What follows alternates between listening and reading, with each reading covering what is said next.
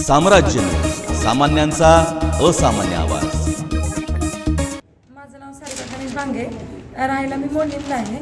मला गुरुवारी 18 तारखेला मला 11 जणांनी मारहाण केली। माझ्या घरी आले ते 11 जणांनी माझ्या घरात घुसून माझ्या अंगावर चटणी टाकून मला काठीनं मारहाण केली सर। मारहाण करून माझ्या घरातील सर्व वस्तूंची तोडफोड केली।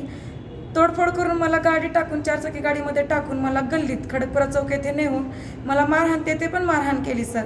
आणि त्यानंतर मी रात्री 1:30च्या दरम्यान SP ऑफिसला आले। SP ऑफिस येथे मी माझी तक्रार सांगितली, मला अशी मारहाण केली म्हणून सर। मग तेथे मला सांगितलं की तुम्ही टेंभुर्णीला जावा म्हणून मी टेंभुर्णीला गेले। टेंभुर्णी येथे माझी फक्त NC म्हणून केस दाखल करून घेतली सर। त्याच्यानंतर मी 2-3 दिवस टेंभुर्णी मॉर्निंगला जात होते।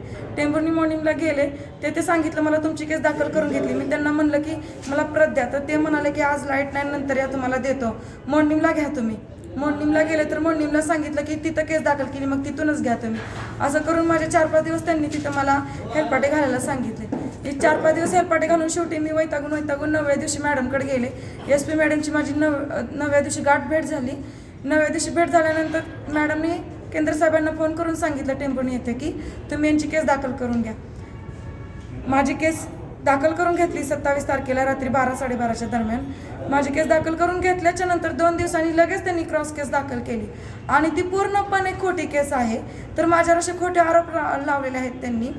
तर मला म्हणायचं आहे की तुम्ही बाबा हे जे खोटे आरोप लावलेत त्याची पूर्ण शहानिशा करून जर आमच्यावर आरोप केलेले आहेत ते जर खरे निघाले, तुम्ही जे शिक्षा द्याल ते आम्ही भोगायला तयार आहे। मी आता SP मॅडमची भेट घेणार आहे। अजूनही आमच्या तिघांना, माझ्या मुलाला, माझ्या आईला आणि मला जीवाला धोका आहे त्या लोकांपासून। कोणापासून धोका आहे? नावं सांगा।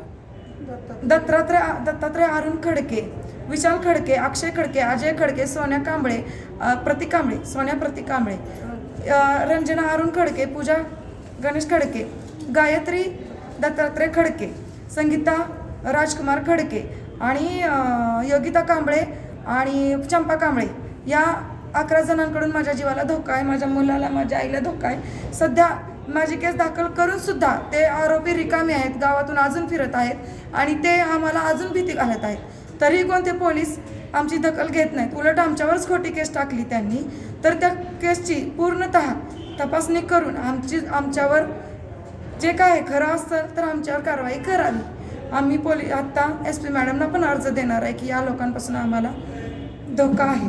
पोलिसांचं म्हणणं असं येत आहे तुम्ही ज्यांच्यावर आरोप केले त्यांना आम्ही अटक केली आहे, असं त्यांचं म्हणणं आहे। नेमकं खरं आहे काय सर? हे पूर्णपणे खोटं आहे। मी शनिवारी माझी शुक्रवारी संध्याकाळी म्हणजे शनिवारी माझी केस दाखल केली, तेव्हापासून आरोपी रिकामे आहेत आणि ते म्हणतात ना आरोपींना आम्ही नेलं, तर सोमवारी आरोपी गेले होते आणि लगेच रिटर्न आले। तर मला तर माहिती एवढं की त्या लोकांना अटक केलेली नाही, ते अजूनही गावात रिकामे सुटलेले आहेत आणि ते अजूनही असे स्टेटस टाकतात की धमके देतात की बाबा आम्ही तोडल्याशिवाय आम्ही माघारी घेणार नाही।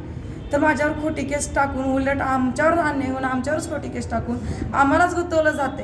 त्यासाठी आम्ही SP मॅडमला न्याय मागतोय की मॅडम आम्हाला न्याय मिळवून द्यावा, आमची आता सुटका करावी, माझ्या मुलाला, माझ्या आईला आणि मला न्याय मिळवून देऊन आमच्या जीवाला धोका आहे त्याच्यासाठी आम्हाला सुरक्षा मिळावी, आमची ही विनंती।